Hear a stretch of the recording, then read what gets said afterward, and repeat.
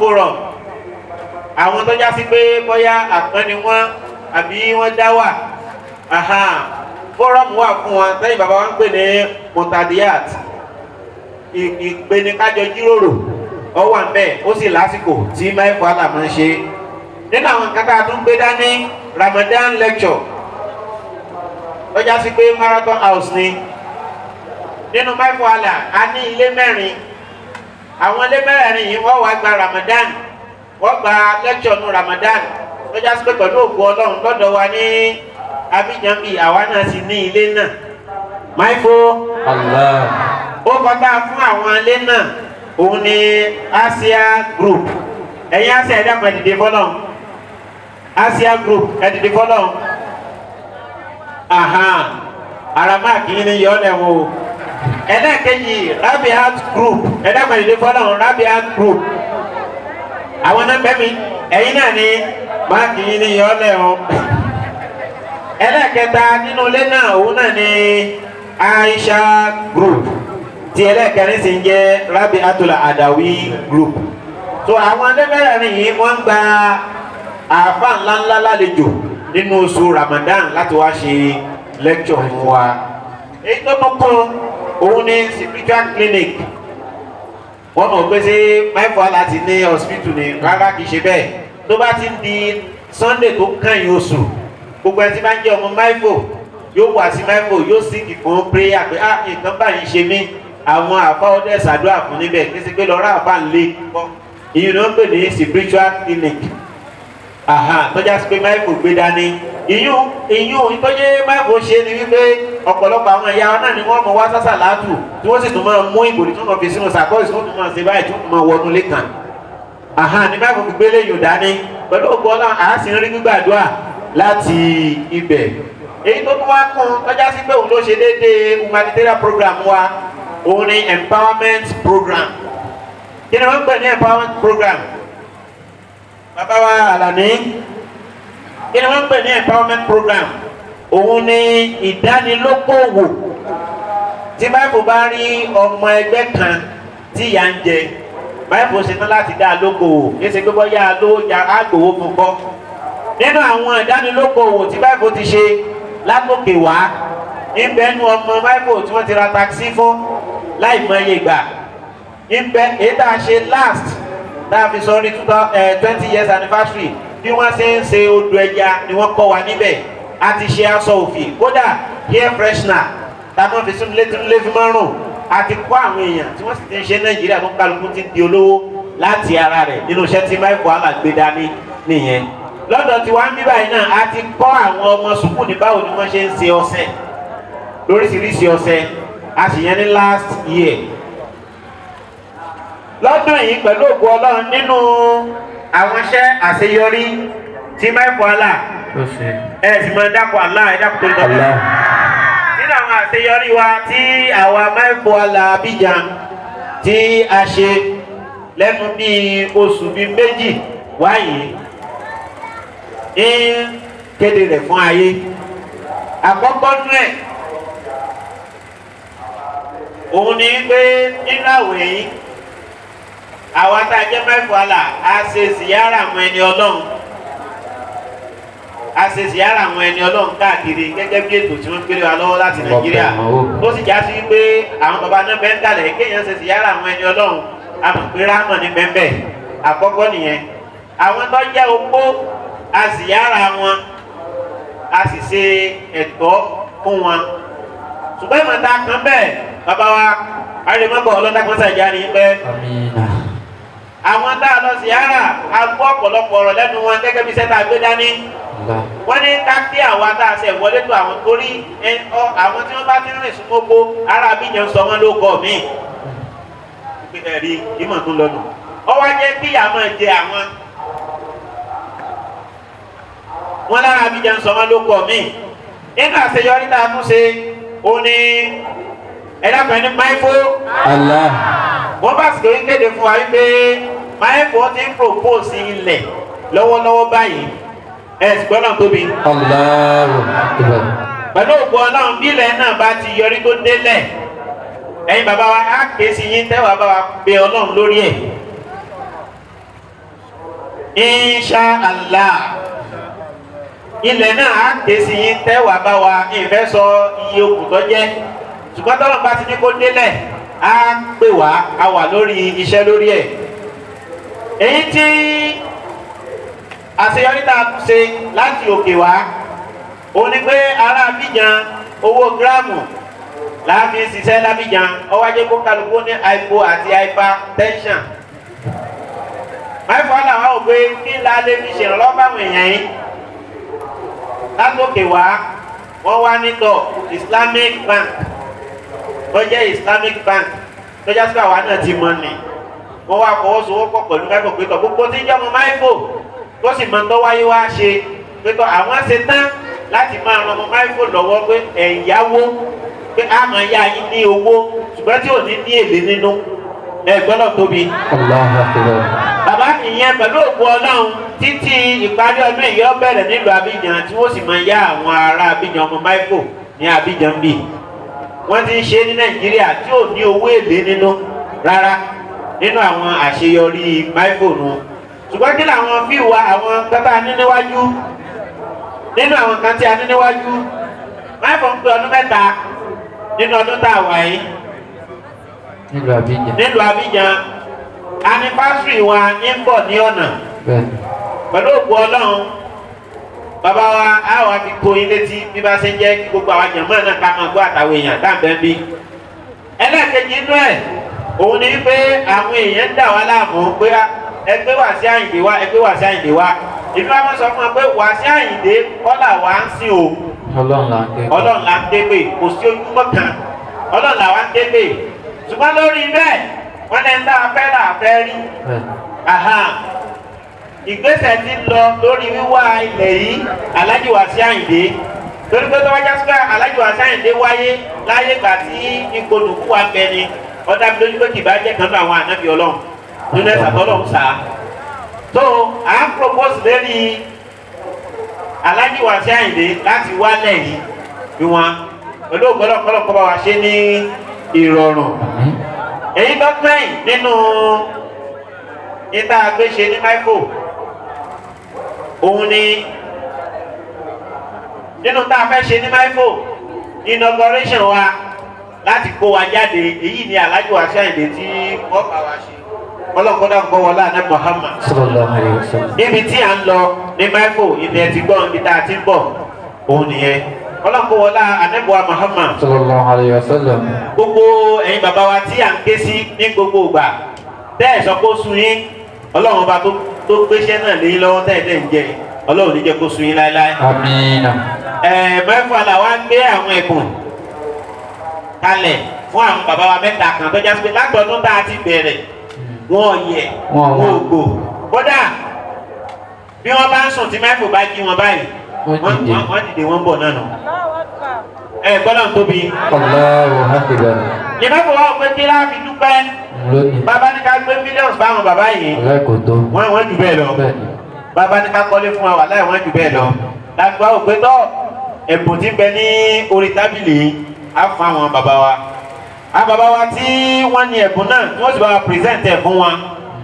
Alhaji wa Kífà Àlàní ẹ dákun ẹ dìde sókè. Bàbá wa yín mọ́kọ̀ nínú àṣeyọrí máìkò àlà ní orílẹ̀-èdè Côte d'Ivoire. Bàbá wa yìí wọ́n lọ bá wa gba award láti Nàìjíríà wá sí Abidjan. Lẹ́yìn tó já sí pé award tí wọ́n gbà náà wọ́n fáwọn sínétọ̀ àwọn èèyàn kànrìnkànrìn. Kódà bàbá wa Sheikh Farouk Oníkíjìpá award tí bàbá yẹn bá wa gbà wá òun náà wọ́n gbé fún bàbá wa Sheikh Farouk njọ́ náà. Bàbá wa Kífà àwọn bàbá ní kí n máa sọ fún yín pé ẹ̀yin nu Ọlọ́run o àdúró ti yín ní gbangba àti ní kọ̀rọ̀ lórí máìkò Ọlọ́run kúkú rí yín. ẹ dákun tó yẹ tọ́lọ́run ẹ máa bọ̀ ẹ̀yin náà lẹ́bàá wa pírẹ́sẹ̀ntì gift yìí fún àwọn bàbá wa ní kalẹ̀ Alhaji wa Tirimisi ẹ máa bọ̀.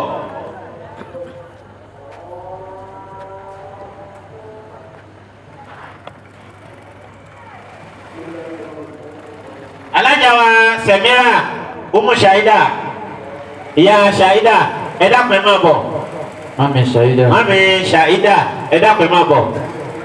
àwọn bàbá tí a kọ́kọ́ pè tí wọ́n fẹ́ gba ẹ̀bùn náà alájọ akíbà ẹ̀yin lẹ́bàá wa pírẹsẹ̀ntì ẹ̀bùn yẹn fún wa ló kọ Michael láti òkè ẹ̀yin tí kúrò níta wa ló kà mí o òkè gángan lẹ́yìn ẹ bá fi ẹnu alájọ wa sí Àyìndé bí wọ́n ṣe pé fẹ́yìn níjó nìní bàbá wa Sheikh Agbarikidoma ẹ bá wa gbé fún àwọn bàbá wa àwọn alájọ wa Abdulrasheed Amir Jais àwọn ẹni àkọ́kọ́ àwọn ẹni àkọ́kọ́ tí a present ẹ̀bùn náà fún àwọn ẹni àkọ́kọ́ tí a present ẹ̀bùn yẹn fún látọdún tá a ti bẹ̀rẹ̀ wàláì bí wọ́n ṣe máa ń dúró tiwa nù tọdún ìṣẹ̀dún ó tún léde ń kà wàláì làásìm á kì wọ́n ní gírì pétọ́ bàbá olóòdì jẹ́ gírì fún yìí o ẹsẹ̀ tí kọjá tí gírì mọ́ mú á kì wọ́n dábàá dì ní láti mọ̀ fẹ́ pé ìmọ̀ bí ìbá ṣẹ̀ṣẹ̀ kò mí kí n gbé bàbá jáde ẹ̀dá kò tó lọ ẹ̀dá kò jẹ́ ká súnmọ́ wọn. Bàbá Akíbà ní olóko àwọn ní bàbá alájọ Akíbà ẹ bá máa ń súnmọ́ bàbá ni ẹ̀dá kò torí tọ́lọ́ ẹ̀dá gbọ́dọ̀ tóbi jẹ̀mọ́ bàbá nìkan kò bá wọn lẹ́sẹ̀ àwọn náà jáde àwọn wà gba tàwọn ni ọlọ́kọ̀ ọlọ́dẹ kọ́mà bàbá bí wọ́n bá ń pín sóòkì ọlọ́run dákun mẹ́jọ ọmọdé yín o. Àmín. àìsàn tí jẹni mọ́lẹ̀ ọlọ́run dákun mọ́ fi ṣe é láíláí. Àmín. ọlọ́kọ̀ ọlọ́fọ́yà kan. Àmín.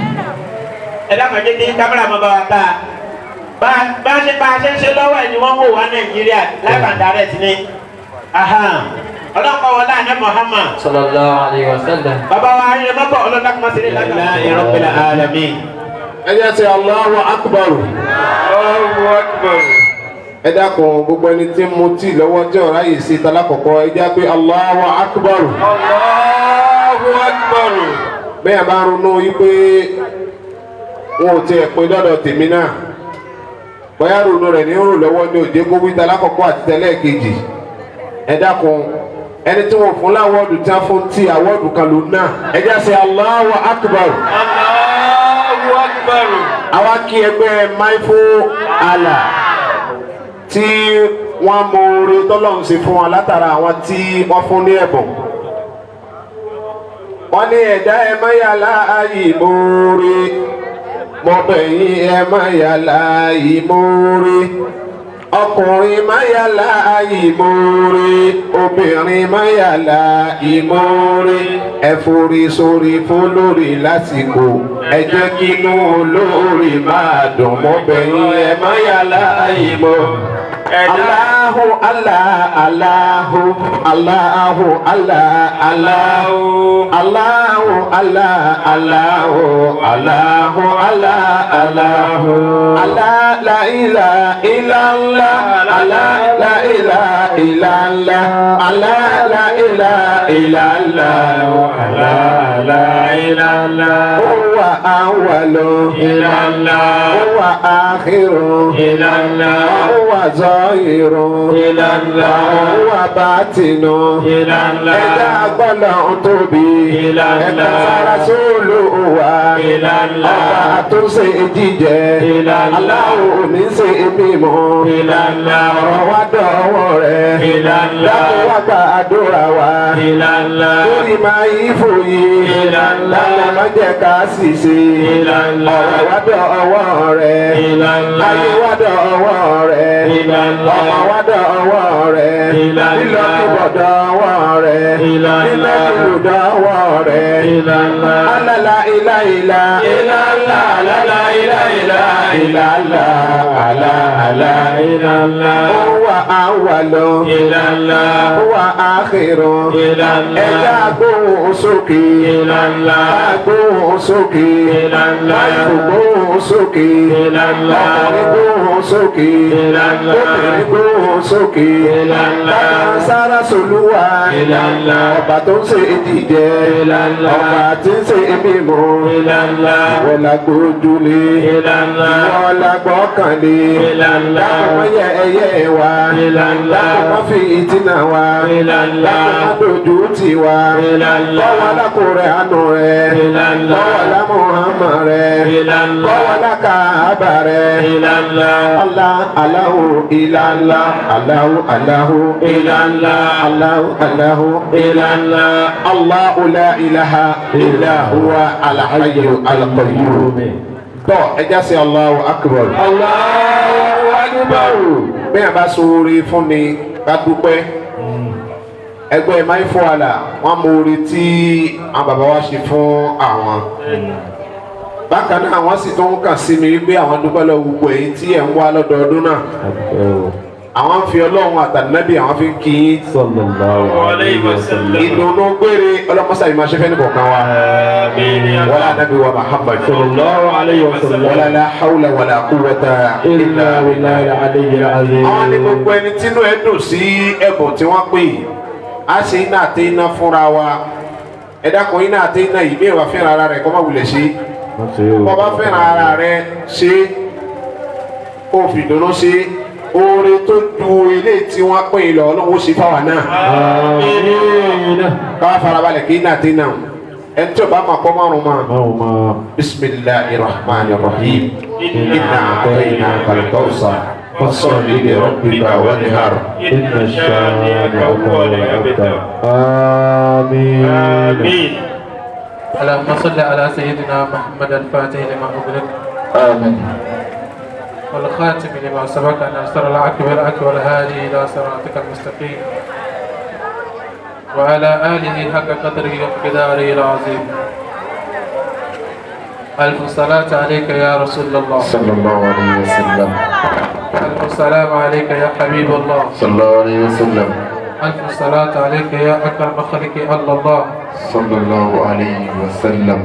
التحيات لله وزاكيات لله الطيبات صلوات لله. السلام عليك أيها النبي ورحمة الله وبركاته. وعليكم السلام ورحمة الله وبركاته. السلام علينا وعلى عباد الله الصالحين. ألف صلاة عليك يا حبيب الله. ألف سلام عليك يا حبيب الله. الله عليه وسلم. ألف سلام عليك يا أكرم خلق الله. صلى الله عليه وسلم. اللهم صل على سيدنا ومولانا محمد نور الدارين وروح الكونين. آمين. وارث الثقلين وعلى آله وصحابه آمين. حق قدره ومقداره العظيم. آمين. آمين. إليك فأنت الحاكم العليم الشقوى وأنت الذي تدري السرائر والنجوى. سألتك في الكتب الذي منك أنزلت وبالمرسلين المنقذين من البلوى وبالعلماء العاملين بعلمهم وبالأولياء السالمين من الدعوى. آمين. وبالبيت والمسعى وزمزم والصفا وبالحرمين الآمنين من العصوى وبالمسجد الأقصى وبالجبل الذي تحط عليه سيئة كما يروى. أنت حافظنا من شر خلقك والزنا ومن شر الشيطان ونفس وما طغى وتكبيدنا بعد طول عمرنا عند الممات مسلما. آمين. وتكبيدنا بعد طول عمرنا عند الممات مسلما. Ọlọ́run àti bàbá ti wáyé àti wáyé náà bí ẹ bá sì wáyé gbogbo ẹni bá ti wáyé ó di dandan kó kú. Ọmọlọ́wọ́ àbí àfàánù rẹ̀ bì ọ́ gbogbo ọjọ́ tí ẹ̀mí ọba jáde lọ́rùn wa ọlọ́mọ ṣàṣìwá pẹ̀lẹ́pẹ̀lẹ́. آمين. وتكبيدنا عند الممات مسلما وتدخلنا يا ربنا الجنة المأوى وتدخلنا يا ربنا الجنة المأوى. كنت فردا مليا من أحد آمين. يفتح الباب لأفي بلدي طلع مكسي قرئ الباب لكي أدخل البيت مقام رشدي لم أجد إلا كهبي مرشدي حمدي يا ريما قاسندي حمدي يا ريما قاسندي خذ بيدي لا تدعني للأعداء خذ بيدي لا تدعني للأعداء إنهم قوم يظنون الكثير بك وسكت وملي جوزة بك وسكت وملي جوزة غير كامل الأول سيدي غير كامل الأول سيدي Ọlọ́run jọ̀wọ́ má fi ilẹ̀ fa ìmọ̀ tòráyé burú wọn lè bá tẹ̀dá jẹ́ tòráyé burú wọn lè dáyọ̀ sómi Ọlọ́run jọ̀wọ́ má fi ilẹ̀ fa ìmọ̀ Ọlọ́run tòráyé burú wọn lè bá tẹ̀dá jẹ́ tora ìbúrú wọn lè dáyọ̀ sómi. Ọlọ́njọ́ bá wa sọ bàbá wa àtolólùfẹ́ wọn ní gbogbo àgbáyé. Fìrò alábòsí kọ́mọ́ṣẹ́lẹ̀ bàbá lórí o. Ìta alábòsí ìta padà lálábòsí lórí. Ọlọ́run jọ̀wọ́ bá wa sọ bàbá wa àtolólùfẹ́ wa ní gbogbo àgbáyé. Fìrò alábòsí kọ́mọ́ṣẹ́lẹ̀ wọn lórí.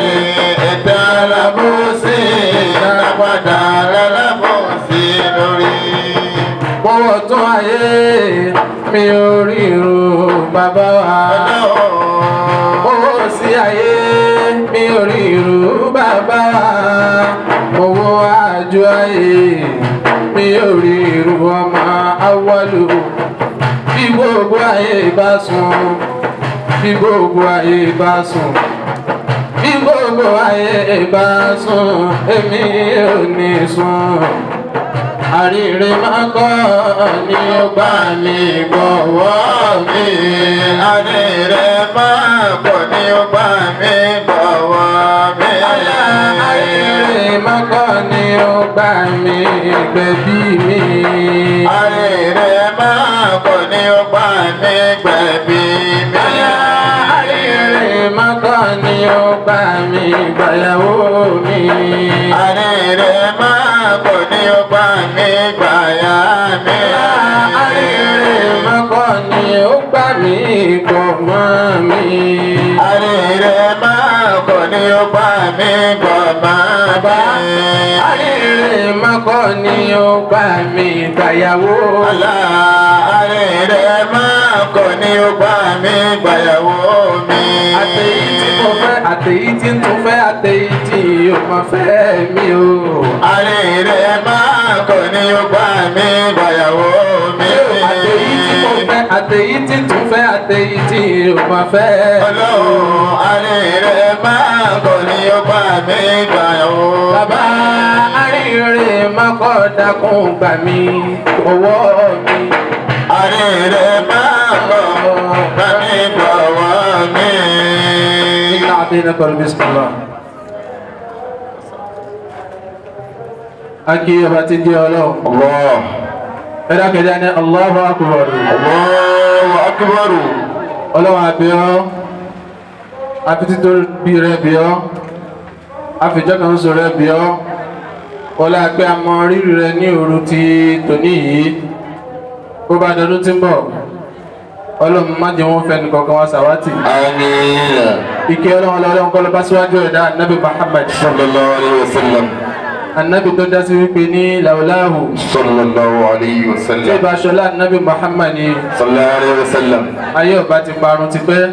Sallallahu alayhi gbogbo wa àwọn tí sallam. wọ́n bá nábì tí wọ́n bá jagun ẹ̀sìn tẹ́sí fi wájú rọrùn fún wa lónìí. bàbá wa Abubakari, bàbá wa Umaru, bàbá wa Usmani, bàbá wa Sayyid Ali karramallahu wajhahu. ọlọ́mọṣàbá wa sàlékún kẹwọn. Àmín. gbogbo àyè mọ̀ta ní ọlọ́mọṣàbá wa sàlékún kẹwọn. Àmín. gbogbo àwọn níyẹ ọlọ́run tí wọ́n ti bọ́ síwájú rẹ̀ ọlọ́run. bàbá wa àgbà Sheikh Ahmad bin Muhammad As-Salim Tijani. Tijani.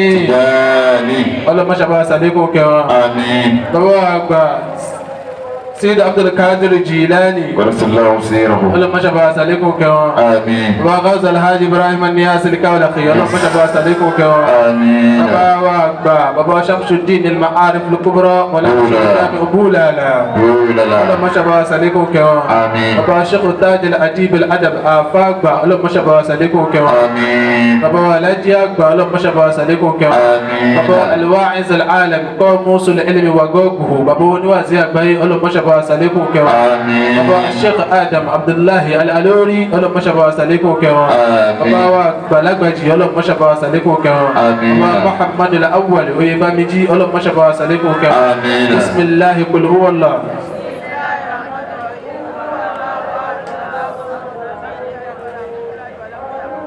àtàtàrà àwọn tí wọ́n lọ tí a tọrọ fún yìí àwọn àgbàlagbà tí wọ́n bẹ ní ìkàlẹ̀ láì nífa àsìkò ogun bàbá wa mọ̀kádámù àgbà fún gbogbo ilẹ̀ yìí àti ibi tí a ti kọ́kọ́ gbé kíkí nù ni ọlọ́run àbí àfàánù rẹ̀ bí ọ́ ọlọ́run pé ń tà ń pè níran àgbà láyé tí ò ṣe kánjú dà ní ọlọ́run ní sọ̀yàn dàgbà ọlọ́run àbí àfàánù rẹ̀ bí ọ́ wọlé àti tọ́pa mọ́ságbàlá tọ́lọ́run gbé sí yín la ọlá pé kí wọ́n tó lè gbìyàn lágbà agbọ́dọ̀ rí nǹkan mẹ́rin lára rẹ̀ àpẹẹrẹ mẹ́rin gbọ́dọ̀ pé sí ilá iṣẹ́ ibi ráàsì àgbàlagbà gbọ́dọ̀ wúrun funfun lórí ẹ̀wà rí ọ̀dọ́ mi náà wúrun funfun láyé tàwa yìí látara ọ̀pọ̀lọpọ̀ wàhálà ọlọ́nkúnlá wà ń bẹ̀.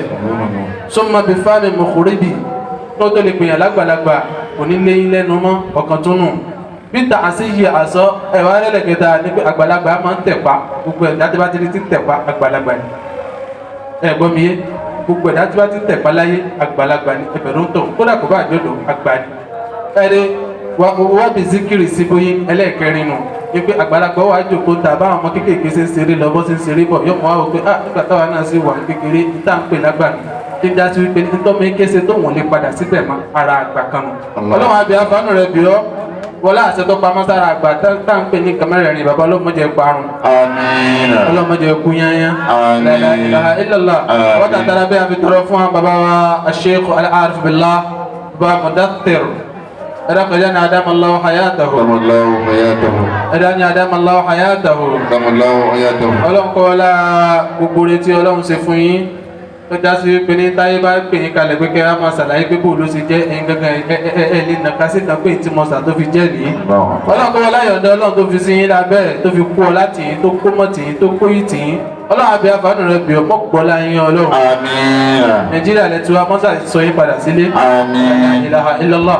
àwọn tàtàrà bí abí kí bàbá wa gbà bàbá wa Al-Arif Billah Khatibul Ummah bàbá Muqaddam Abdulrashid Adamallahu hayatahu. ẹ̀dá kẹjá ní adamallahu hayatahu. Adamallahu hayatahu. rẹ̀ tó fẹ́ na Muqaddam dada ní àyín tí ó ní adamallahu hayatahu. Adamallahu hayatahu. ọlọ́run àbí àfààní rẹ̀ bì ọ́ àfijọ́kẹ́ oṣù rẹ̀ bì ọ́ ọba tí ò sẹ́yìn lọ́ máa lè ẹ̀gbọ́n mi ọba tí ò sàwọn àbáwá ní ọmọ àlè gbogbo ẹ̀dá tí bá ti ń bọ́ sí ń kọ̀rọ̀ tí ò lè fi hàn gbagba pé ọ̀rẹ́ mi lágbájá ọmọ àlè ló ń tàn.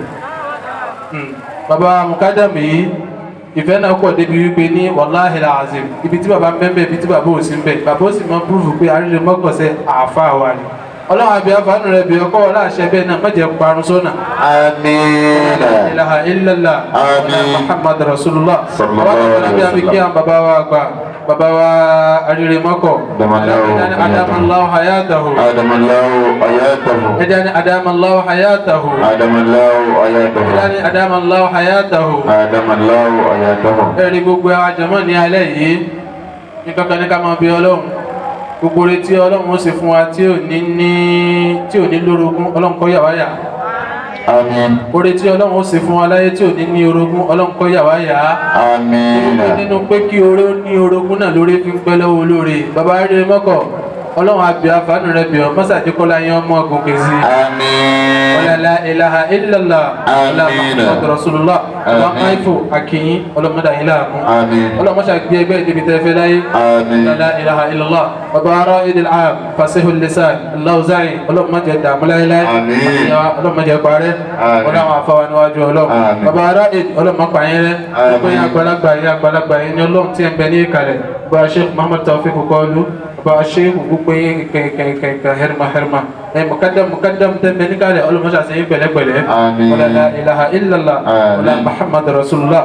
àwọn tàtàrà bí a bí kí gbogbo ẹ̀yin bàbá tí ẹ mọ ẹgbẹ́ yìí lọ tí ẹ jẹ́ kí ẹgbẹ́ yìí ó dàrú ó bẹ̀rẹ̀ láti rí bàbá wa àgbà afáwa maifo bàbá wa tí ẹni wọn pírẹsẹ̀ntì àwọn ọdún lẹ́ẹ̀kan kí lórúkọ wọn Alhaji wa Misbahuddin Kífà Alani ọlọ́nkọ́ ládàá tẹ́sí sí wa ní sunday tó lọ àbí àfààní rẹ̀ bí ọlọ́mọdé parẹ́ sọ́nà. Àmín. la ilaha illallah. Àmín. òye ẹlòmíì ọmọ ní owó náà pọ̀ lóòótọ́ àrífọ́tò kódà tán gbé fún ẹlòmíì ní tẹ́ gbé fún mi jẹ́ náà lọ wọ́n lówó lẹ́ àǹbálẹ̀ fún mi wọ́n lówó lẹ́ àǹbálẹ̀ fún mi fún òsì mọ̀ pé wọ́n lẹ́ ní kí n gbẹ́bùn fẹ́ nìkan ni ọlọ́run àbí àfààní rẹ̀ bí ọ abíjà ti débi pé wọ́n bá ti sọ̀rọ̀ ní ìsìn tètè yàn wọ́n bá ti sọ̀rọ̀ tètè yàn wọ́n rí ibi tí kinní náà wọ́n àǹbálẹ̀ rẹ̀ ní blue kọ́ wọ́n á ní kí n gbé kùránì fàáfàá náà màá gbé kùránì fún wọn wọ́n bá ní owó náà pọ̀ ní máìfò kódà zakatẹ́ yọ máìfò lọ́dún èmi ilé gbé fún ọmọ tí mo kàn ní o ọlọ́run àbí àfánù rẹ̀ bàbá wa Kífà ọlọ́mọ pààyàn rẹ̀ Àmín. la ilaha illallah àwọn tí wọ́n jókòó ní láàrin ọlọ́run àbí àfánù rẹ̀ bíọ́ àbíjọ́kan sọ rẹ̀ bíọ́ mọ́jà iná parẹ́ láéláé la ilaha illallah wala Muhammad rasulullah gbogbo ẹ̀yin àgbàlagbà ẹ̀yin afọ́ọ̀bà ẹ̀yin àgbàlagbà tí ẹ jókòó ọlọ́mọdé dààmú láéláé mo kí bàbá wa MC mo kí bàbá wa kówó pé mo kí àwọn afá wa mo kí àwọn afá wa mo kí bàbá wa Tirmidhi yìí ọlọ́run àbí àfi àánú rẹ̀ bíọ́ àbíjọ́kan sọ rẹ̀ bíọ́ mọ́jà iná parẹ́ sójú ọ̀nà Àmín. gbogbo ẹ̀yà wa ẹ̀yà àlùbáríkà ọlọ́run tẹ́ tàtà ọ̀rọ̀ mọ́ sí mi Àmín. la ilaha illallah wala Muhammad rasulullah gbogbo apáta ìjà ní bismillahir rahmanir rahim Bismillahir Rahmanir Rahim. bí yẹn bá sùn lẹ́gbẹ̀rẹ̀ dákunjì níta fẹ́ rí ẹ̀kan náà láàbì ní àyín ọlọ́run àbí àfàánù rẹ̀ bíọ́ ọlọ́run èmi bíọ́ mo fàánù rẹ̀ bíọ́ kàmí pa àwọn tí ó ṣoríire lọ́dún yìí Àmín. olóòrùn kádàrá yìí gbogbo tí ò dánú kádàrá mi mọ́sàbá mi yí padà la ilaha illallah mo gbà pé èyí kan tí ò da ayé ní máa ń kọ àwọn tí ò da sọ̀rọ̀ ọmọ ẹ̀dá gbogbo táyé kọ sọ̀rọ̀ mi tí ò da tí sì ní mi lánàá ayé ọlọ́mọsà yọ fún mi ọlá bismillahir rahmanir rahim Bismillahir Rahmanir Rahim. ẹjẹ awi bẹ́ẹ̀ bismillahir rahmanir rahim Bismillahir Rahmanir Rahim. ẹjẹ ahu dáadáa ká ní bismillahir rahmanir rahim Bismillahir Rahmanir Rahim. ilahi Ilahi. bikiyamin Qiyam. qa'imina Qa'imina. birruku'in Wa bi ruku'in. raki'ina Raki'ina. وبالسجود Wa bi sujudi. ساجدين Sajidina. اغفر لنا Ighfir lana. كما غفرت Kama ghafarta. للسابقين Sadiqina. واجعلنا Waj'alna. من عبادك Min ibadika. الصالحين Salihin. وكذا إلهي Ilahi. بقيام Qiyam. قائمين Qa'imina. وبالركوع Wa bi ruku'in. راكعين Raki'in. وبالسجود وبالسجود. ساجدين ساجدين. اغفر لنا Ighfir lana. كما غفرت Kama ghafarta. للسابقين للسابقين. واجعلنا Waj'alna. من عبادك Ibadika. الصالحين Salihin. إلهي Ilahi. أبني عدادا إلهي Ilahi. بقيام Qiyam. قائمين Qa'imina. وبالركوع Bi ruku'in. راكعين راكعين. وبالسجود وبالسجود. ساجدين ساجدين. اغفر لنا Ighfir lana. كما غفرت Kama ghafarta. للسابقين Sadiqina. واجعلنا Waj'alna. من عبادك Ibadika. الصالحين الصالحين. آمين آمين. ẹ̀dá kùnrin torí tọ́lọ́n tà nàbí Muhammad Sallallahu alaihi wasallam. kọ́mọ́sẹ̀ kú ẹnìkan tí ò ní dìde wáyà yìí ọlọ́run àbíọ́ ọlọ́run mo bíọ́ ń tèmi mo fàánù rẹ̀ bíọ́ ọlá pé mo ṣe ní agbára mọ́ ni mo ṣe ṣe sàárà yìí ọlọ́run kó tó dọdún tí ń bọ̀ nínú àwọn bílíọ̀nì àmọ́ṣáká